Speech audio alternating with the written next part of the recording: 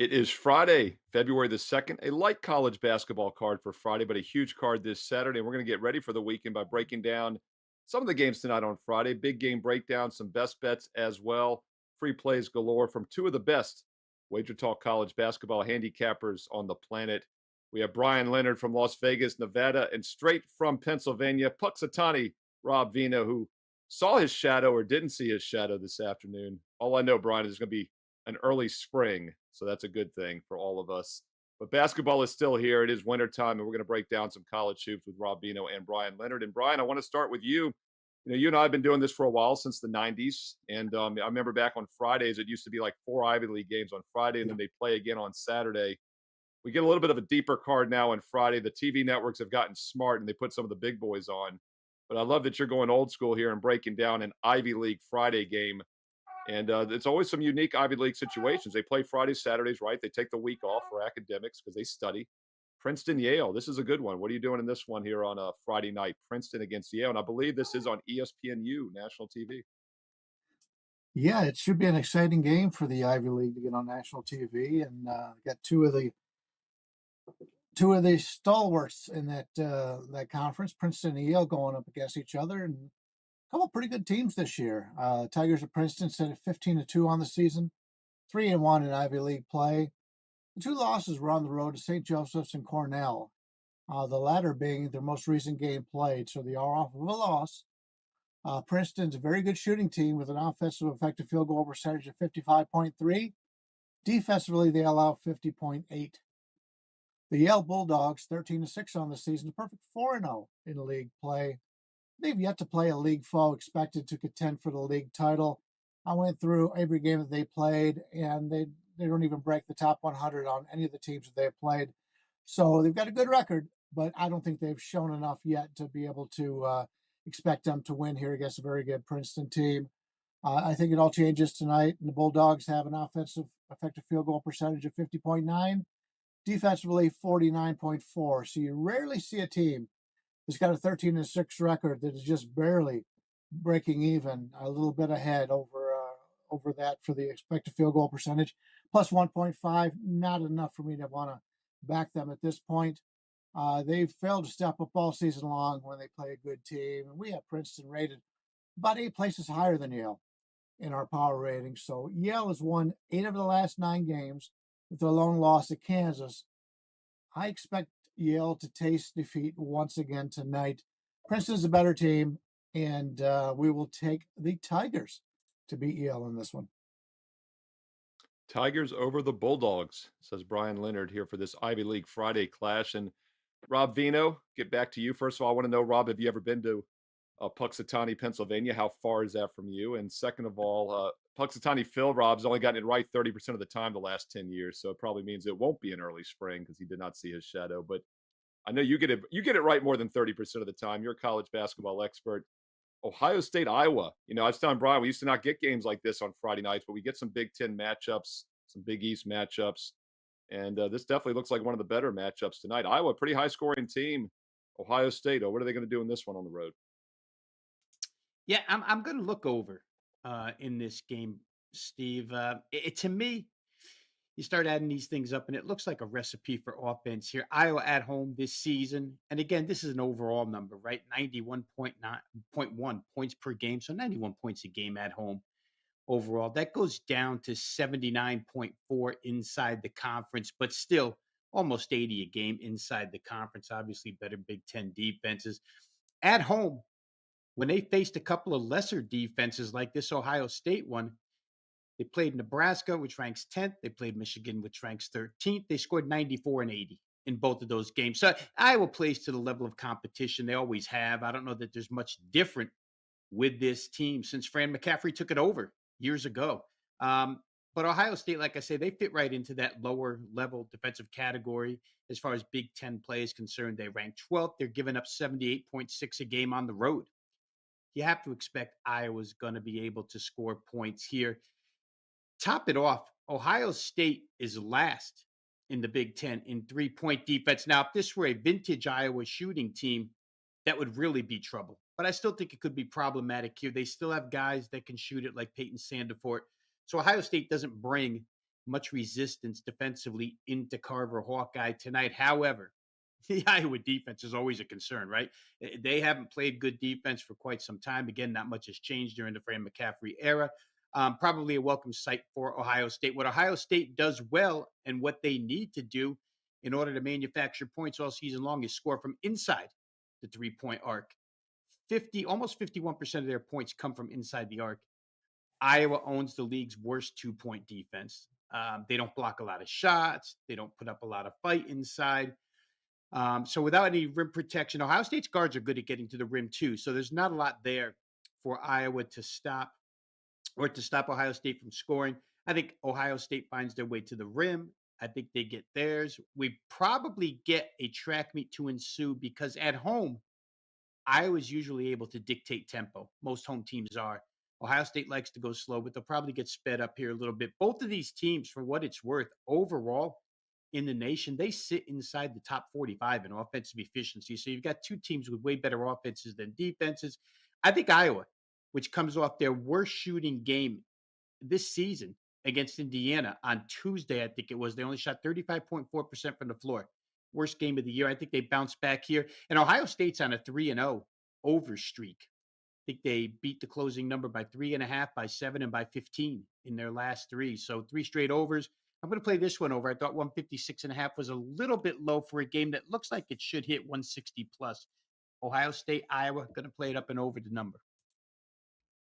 Rob Vino is saying up and over in the Ohio State Iowa game. That's at 7 Eastern on Fox Sports 1. And one of the reasons we're getting some better games on Fridays is Fox Sports 1 is stepping up, giving us a triple header tonight.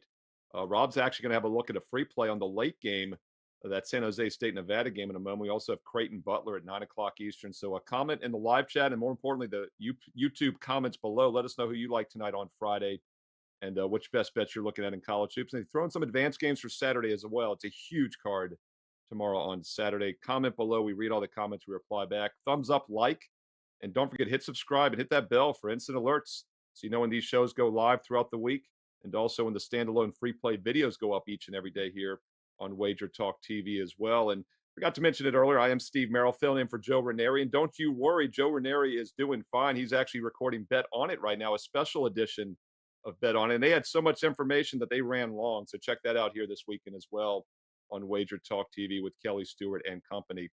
All right, Brian, let's circle back around here. It's a small card, but it's a solid card still. And give us a free play, a best bet here for the show.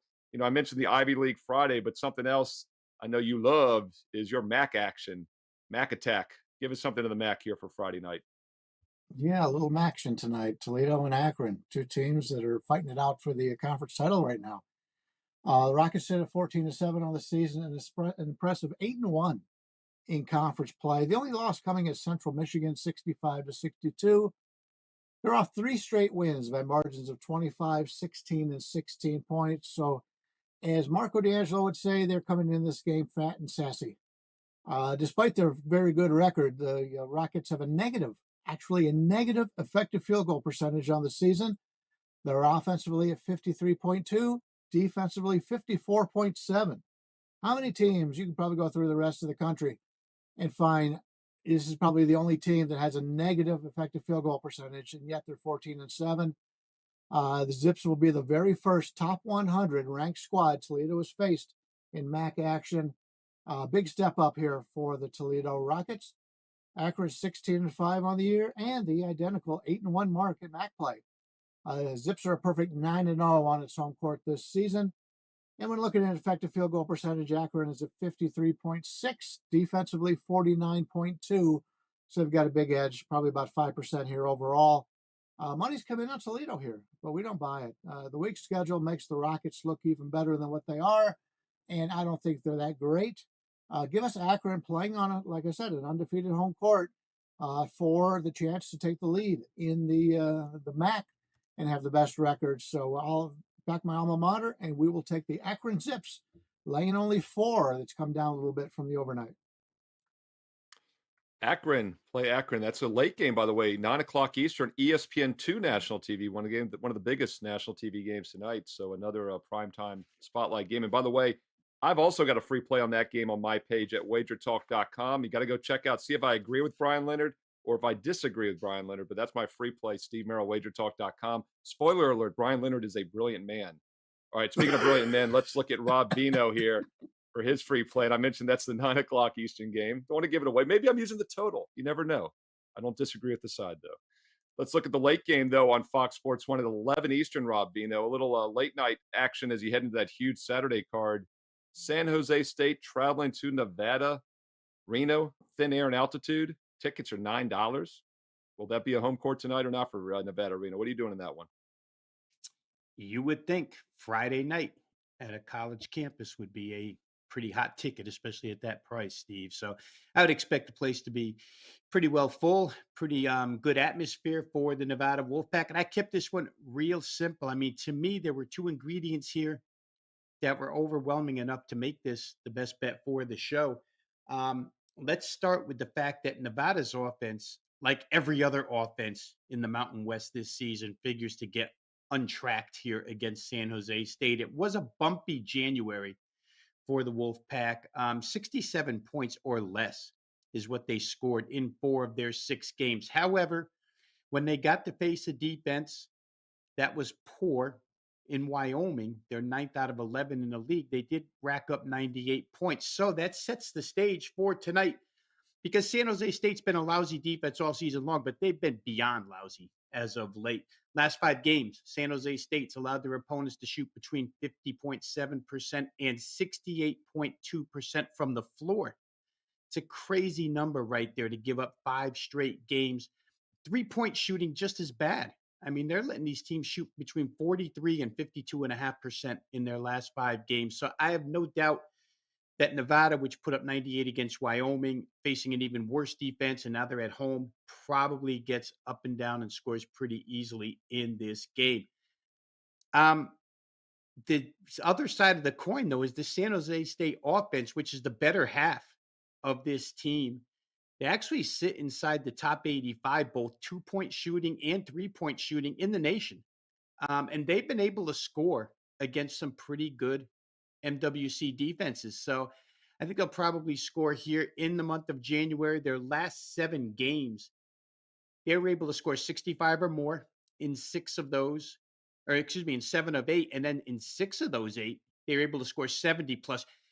The other side of this play, the other element is just the number itself. I looked at 142 and started doing the math. Steve, you'll be proud of me because I did the math with all these numbers, and 142 just seems way too low. It seems like a value play here. I think some folks probably stuck on the fact that Nevada is not a rapid pace team and that they've had a little bit of struggle offensively against some better teams. This is a good league in the Mountain West. But here they just get the worst of the worst defensively. They get a team that prefers to try and just score points and doesn't defend much. So to me, it probably should have been somewhere in the 147 range. It's not. It's 142 and a half.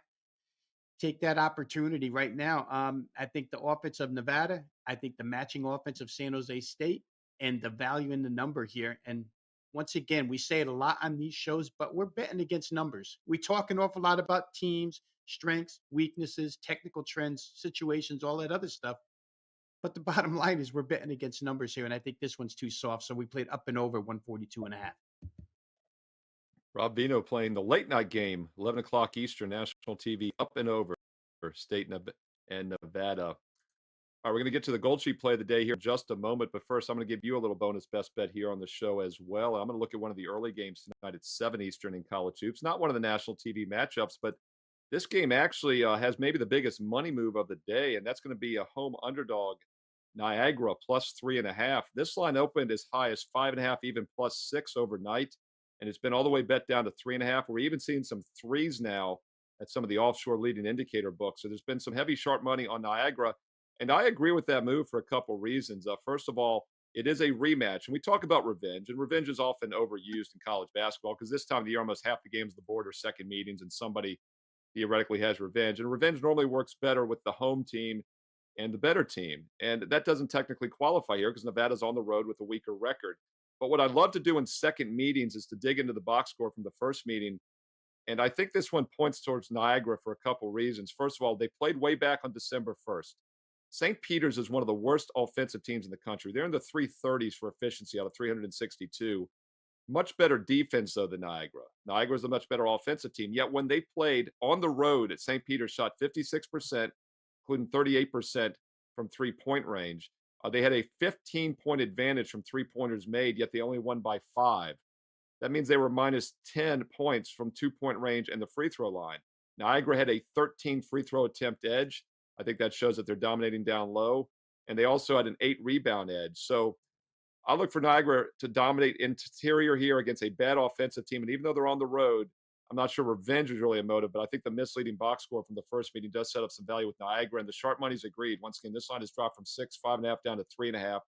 Free bonus opinion for you here on the show on Friday. By the way, I do have a bonus free play. Once again, a MAC game, as I mentioned, on my page right now. Another free play, SteveMerrillWagerTalk.com. And then most importantly, a strong best bet for Friday night college hoops. I cashed again last night in college hoops, ranked number 1 since the basketball season began in October in both NBA and college basketball combined.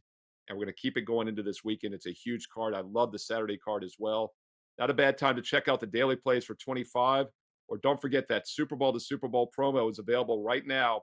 And if you sign up now, you get the next 9 days and nights for free. You don't have to wait until Super Bowl Sunday. That works out to just over $3 a day, just over $1 a play. No promo code needed.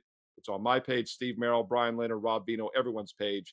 Great time to save big, over $800 instant savings, wagertalk.com.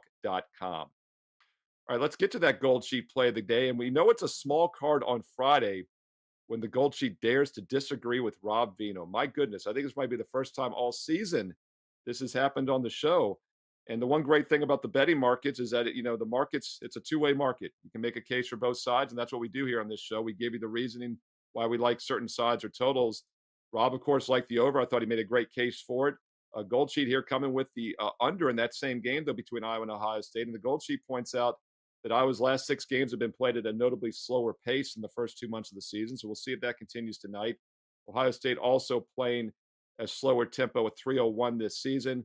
And Ohio State's defensive weakness is the three-point line, but Iowa is outside the top 300 ranking in three-point attempts. So we'll see how this one plays out. But once again, you make your decision. Rob gave an argument for the over. The gold sheet is leaning under. That's what makes betting markets a two-way market, and that's why we're here for you on Wager Talk TV. And once again, comment below, live chat, but more importantly, the YouTube comments below. Let us know your thoughts on that Iowa-Ohio State total and other best bets you like tonight as well for Friday. Hey, throw in some advanced Saturday plays as well. A quick reminder, I will have my college basketball top 25 video for Saturday up later tonight on Friday, an advanced look at the weekend as well.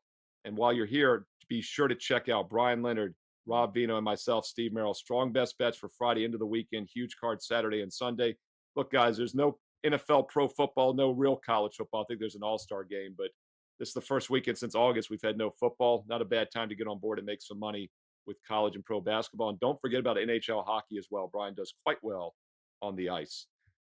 On behalf of Joe Ranieri, he'll be back Monday. I am Steve Merrill, Brian Leonard, Rob Vino. Thank you, gentlemen. Best of luck this weekend. Once again, hit subscribe, hit the bell for instant alerts, thumbs up, comment below, and stay tuned here to Wager Talk TV for more great content coming up next.